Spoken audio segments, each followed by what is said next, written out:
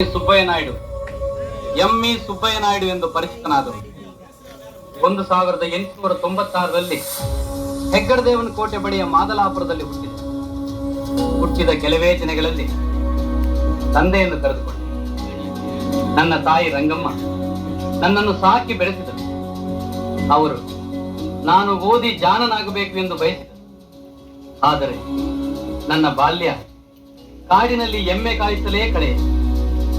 ನನ್ನ ಬಾಲ್ಯ ಸ್ನೇಹಿತ ಶಾಮಣ್ಣ ಕೊಳಲು ನುಡಿಸುತ್ತಿದ್ದ ಆ ನಾದ ನನ್ನನ್ನು ಸಂಗೀತದತ್ತ ಸೆಳೆಯಿತು.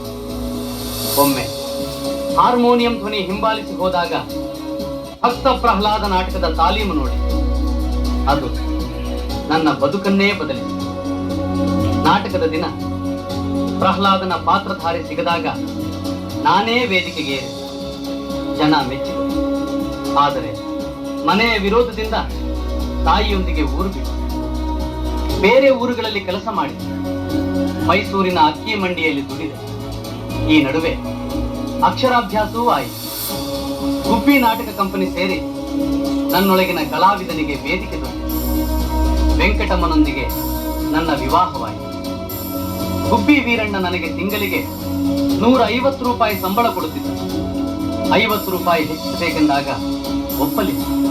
ಹೀಗಾಗಿ ಅವರ ಆಶೀರ್ವಾದ ಪಡೆದು ಶ್ರೀ ಸಾಹಿತ್ಯ ಸಾಮ್ರಾಜ್ಯ ನಾಟಕ ಮಂಡಳಿ ಪ್ರಾರಂಭಿಸಿತು.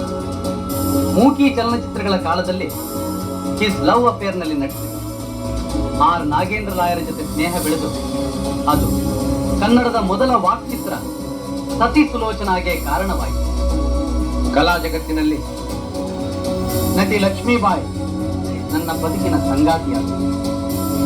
ಭೂಕೈಲಾಸ, ವಸಂತ ಸೇನ, ಸತ್ಯ ಹರಿಶ್ಚಂದ್ರ, ಭಕ್ತ ಪ್ರಹ್ಲಾದ್ ಅನೇಕ ನಾಟಕ ಚಲನಚಿತ್ರಗಳಲ್ಲಿ ಕೆಲಸ ಮಾಡಿ ಭಕ್ತ ಪ್ರಹ್ಲಾದನಲ್ಲಿ ನನ್ನ ಮಗ ಲೋಕೇಶ್ ಅಭಿನಯಿಸಿದ್ದ.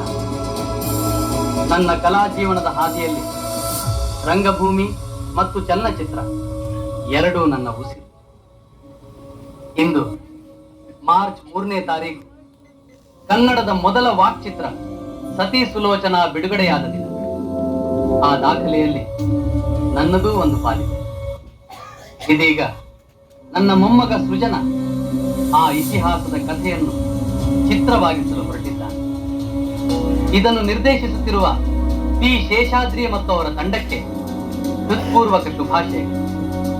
ಜೈ ಕನ್ನಡಾಂಬೆ.